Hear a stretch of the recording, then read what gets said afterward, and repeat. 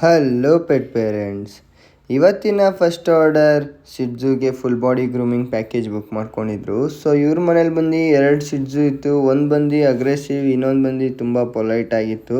So ಇವಾಗ ನಾನು groom ಮಾಡ್ತಿರೋ ಪೆಟ್ ಬಂದು ತುಂಬ ಸೈಲೆಂಟ್ ಮತ್ತು ತುಂಬ ಪೊಲೈಟ್, ತುಂಬ ಕೋಪ್ರೇಟಿವ್ ಕೂಡ ಇತ್ತು. ಸೊ ಆರಾಮಾಗಿ ಗ್ರೂಮಿಂಗ್ ಎಲ್ಲ ಮಾಡಿಸ್ಕೊಂತು. ನೆಕ್ಸ್ಟ್ ಇನ್ನೊಂದು ಪೆಟ್ ಇತ್ತು, ಅದು ಸ್ವಲ್ಪ ಅಗ್ರೆಸಿವ್, ತುಂಬ ಅಗ್ರೆಸಿವ್ ಅಂದ್ಕೊಳ್ಳಿ, ಸ್ವಲ್ಪನೂ ಅಲ್ಲ.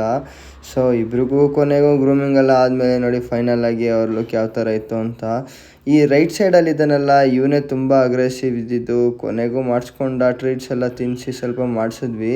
ಇವ್ರನ್ನ ಮುಗಿಸಿ ನಾವು ನೆಕ್ಸ್ಟ್ ಆರ್ಡರ್ ಕಡೆ ಹೊರಟ್ವಿ. ನೆಕ್ಸ್ಟ್ ಆರ್ಡರ್ ಬಂದು ನನ್ನ ಫೇವ್ರೇಟ್ ಲ್ಯಾಸಪ್ಸೋಗೆ ಗ್ರೂಮಿಂಗ್ ಮಾಡಬೇಕಾಗಿತ್ತು. ಅವಳ ಹೆಸರು ಬಂದು ಕ್ಲೋಯಿ ಅಂತ.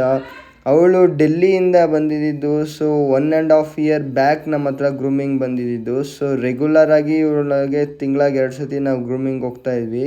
ಸೊ ಇವಾಗ ಅವರು ಮತ್ತೆ ಮನೆ ಶಿಫ್ಟ್ ಮಾಡ್ಕೊಂಡು ಮತ್ತೆ ಡೆಲ್ಲಿಗೆ ಹೋಗ್ತಾ ಇದ್ದಾರೆ. ಸೊ ಇದೇ ನನ್ನ ಲಾಸ್ಟ್ ಗ್ರೂಮಿಂಗ್. ನನಗಂತೂ ತುಂಬ ಬೇಜಾರಾಯಿತು, ಇವಳನ್ನ ಮಿಸ್ ಮಾಡ್ಕೊತೀನಿ ಅಂತ. ಯಾಕಂದರೆ ಇವಳಿಗೆ 12 years ಓಲ್ಡ್ ಆಗಿದ್ರು ಅವಳು ಎಷ್ಟು ಜ್ಞಾಪಕ ಶಕ್ತಿ ಅಂದರೆ, ನನ್ನ ಗಾಡಿ ಅಲ್ಲಿ ಬಂದರೂ ಕೂಡ ಅವಳು ಐಡೆಂಟಿಫೈ ಮಾಡ್ತಾಳಂತೆ. ಅವ್ರ ಮನೆಯವ್ರು ನನಗೆ ಹೇಳ್ತಾರೆ.